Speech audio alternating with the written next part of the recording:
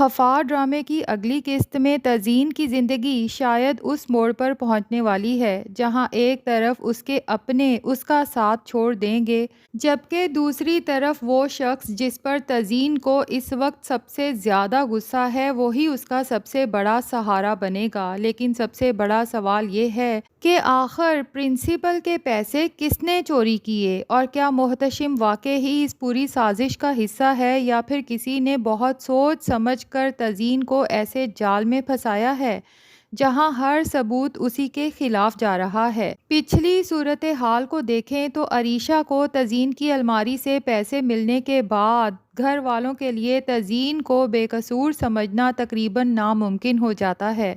وہ پیسے سب کے سامنے لائے جاتے ہیں اور ظاہر ہے کہ اس کے بعد شک صرف الزام تک محدود نہیں رہتا، بلکہ سب کو لگتا ہے کہ شاید تزئین نے واقعی اسکول کے پرنسپل کے دفتر سے رقم چوری کی ہے۔ سب سے زیادہ تکلیف دہ رویہ شاید فراز کا ہوگا۔ یہی وہ فراز تھا جو تزئین سے محبت کے بڑے بڑے دعوے کرتا تھا اور کہتا تھا کہ وہ ہر مشکل میں اور ہر حال میں تزئین کے ساتھ کھڑا رہے گا۔ لیکن اب جب تزئین کی زندگی میں واقعی مشکل وقت آیا ہے تو فراز بھی اس پر شک کرتا نظر آ رہا ہے۔ وہ پولیس اسٹیشن جا کر تزئین سے انتہائی سخت لہجے میں بات کرتا ہے اور شاید صاف کہہ دیتا ہے کہ جس لڑکی کو وہ محبت کرتا تھا اس نے چند لاکھ روپے کی خاطر اس کا اعتماد توڑ دیا۔ یہاں ایک بات بہت اہم ہے۔ ممکن ہے فراز تزئین سے یہ بھی پوچھے کہ اگر اس نے پیسے چوری نہیں کیے تو پھر اتنی بڑی رقم اس کی الماری میں کہاں سے آئی، اور یہی سوال تزئین کے لیے سب سے مشکل ہوگا کیونکہ وہ جانتی ہے کہ یہ رقم اسے محتشم نے دی ہے۔ لیکن تزئین آخر فراز کو یہ کیسے بتائے گی کہ اس نے محتشم سے پیسے لیے تھے، خاص طور پر اس وقت جب فراز پہلے ہی غصے میں ہے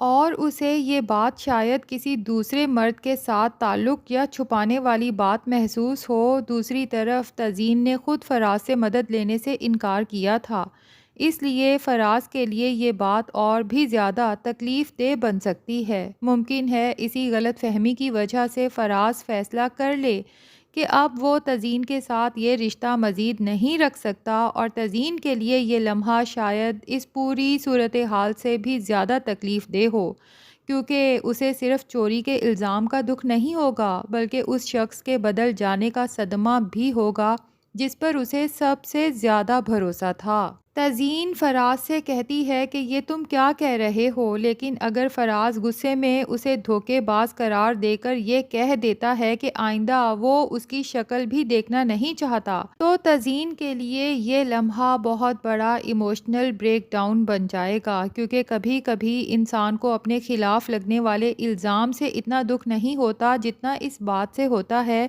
کہ جن لوگوں کو اس کی حقیقت سب سے زیادہ معلوم ہونی چاہیے تھی وہ بھی اس پر یقین کرنے کے لیے تیار نہیں، اور یہی احساس شاید تزئین کے اندر محبت اور رشتوں کے بارے میں ایک بہت بڑی دراڑ پیدا کر دے گا۔ لیکن دوسری طرف محتشم کی کہانی ایک بالکل مختلف سمت میں جاتی نظر آتی ہے۔ جب محتشم کو معلوم ہوتا ہے کہ تزئین پر چوری کا الزام لگا ہے اور وہ پولیس اسٹیشن میں ہے تو وہ فوراً وہاں پہنچتا ہے۔ وہ تزئین سے مل کر یہ کہتا ہے کہ اگر اسے پہلے معلوم ہوتا تو وہ پہلے ہی آ جاتا اس کی ضمانت کروانے۔ یہاں محتشم کا کردار ایک بار پھر باقی لوگوں سے مختلف دکھائی دیتا ہے، کیونکہ جہاں سب لوگ ثبوت دیکھ کر تزئین کو مجرم سمجھ رہے ہیں وہاں محتشم یہ سوچنے کی کوشش کرتا ہے کہ آخر یہ سب کیسے ہوا، اور تزئین سے پوچھتا ہے کہ کیا اسے کسی پر شک ہے۔ تو یہاں محتشم کو بہت بڑا جھٹکا لگنے والا ہے جب تزئین اسی کا نام لے دیتی ہے۔ تزئین کو لگتا ہے کہ محتشم نے جو رقم اسے دی تھی شاید وہ پرنسپل کے دفتر سے چرائی تھی، لیکن یہی الزام محتشم کو حقیقت جاننے پر مجبور کر دیتا ہے۔ اگلے دن وہ اسکول میں CCTV فوٹیجز چیک کرتا ہے۔ تزئین کا دفتر میں داخل ہونا تو نظر آتا ہے لیکن اس کے بعد کی ریکارڈنگ غائب ہوتی ہے۔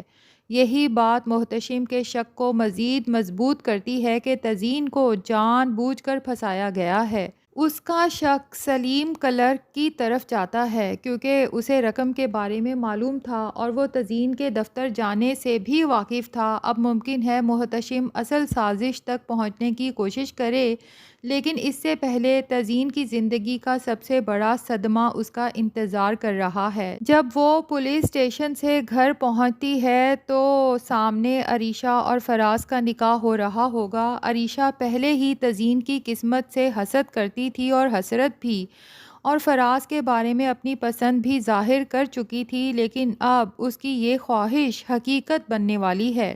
تزین اپنی بے گناہی ثابت کرنے کے لیے آگے بڑھتی ہے، مگر خرم سمیت گھر والے سب اسے قصوروار سمجھتے ہیں۔ سب سے زیادہ تکلیف تزین کو اس وقت ہوتی ہے جب اس کی اپنی ماں بھی اس کا ساتھ دینے کی بجائے اس سے ناراضگی کا اظہار کرتی ہے۔ جس گھر اور گھر والوں کے لیے تزین نے اپنی زندگی، اپنی خوشیاں اور اپنی کمائی قربان کر دی، آج اسی گھر میں اس کے لیے کوئی جگہ نہیں ہوتی۔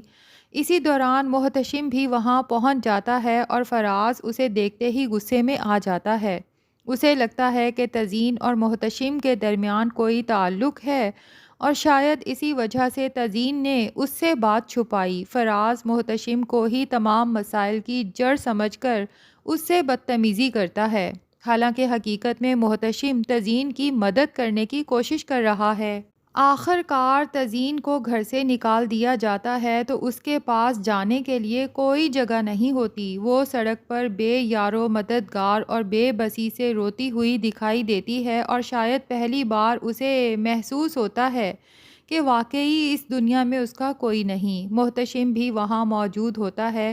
وہ تزین سے پوچھتا ہے کہ اب وہ کہاں جائے گی؟ تزین غصے اور دکھ میں کہتی ہے کہ یہ اس کا مسئلہ نہیں ہے اور وہ یہاں سے چلا جائے، لیکن محتشم شاید پہلی بار اسے یہ احساس دلائے کہ ہر مسئلہ غصے سے نہیں بلکہ ہوش سے حل کرنا پڑتا ہے۔ وہ اسے ایک اکیلی لڑکی کی طرح سڑک پر چھوڑنے سے انکار کر دے گا اور اپنی گاڑی کا دروازہ کھول کر اسے بیٹھنے کے لیے کہے گا۔ اور شاید یہی وہ لمحہ ہوگا جہاں خفا کی کہانی ایک نئے فیز میں داخل ہو جائے گی۔ تزین جس شخص کو کچھ دیر پہلے اپنے خلاف سازش کرنے والا سمجھ رہی تھی، اسی کی گاڑی میں بیٹھنے پر مجبور ہو جائے گی۔ لیکن دلچسپ بات یہ ہے کہ شاید یہی سفر آگے چل کر دونوں کی زندگی بدل دے گا۔ فی الحال تو محتشم کی پہلی ترجیح تزین کو اس مشکل سے نکالنا اور اصل چور تک پہنچنا ہوگی، لیکن اگر وہ واقعی ثابت کر دیتا ہے کہ تزین بے قصور ہے تو پھر تزین کے پاس اپنے رویے پر پچھتانے کے سوا شاید کوئی راستہ نہیں ہوگا، اور یہی چیز ان دونوں کے رشتے کو ایک دلچسپ موڑ دے سکتی ہے، کیونکہ جس محتشم پر تزین نے سب سے زیادہ شک کیا وہی اس وقت اس کے لیے سب سے مضبوط سہارا بن رہا ہے۔ اب دیکھنا یہ ہے کہ کیا محتشم واقعی اس سازش کا پردہ فاش کر پائے گا؟ کیا سلیم کلرک کے ذریعے اصل حقیقت سامنے آ جائے گی؟ اور سب سے بڑھ کر جب تزین کو معلوم ہوگا کہ محتشم بے قصور تھا تو کیا اس کے دل میں اس شخص کے لیے صرف شرمندگی ہوگی، یا پھر یہی احساس آہستہ آہستہ کسی نئے رشتے کی بنیاد بن جائے گا؟ فی الحال تو تزین نے فراز کو کھو دیا ہے، گھر والوں کا اعتماد بھی کھو دیا ہے، لیکن شاید اسے یہ اندازہ نہیں کہ اس کی زندگی میں ایک ایسا شخص داخل ہو چکا ہے جو اسے سب سے زیادہ سمجھنے والا ثابت ہوگا، اور شاید خفا کی اصل کہانی اب یہیں سے شروع ہونے والی ہے۔ تو ناظرین، اگر آپ کو ہمارا ریویو اچھا لگا ہے تو ویڈیو کو لائک اور چینل کو سبسکرائب بھی کر دیں۔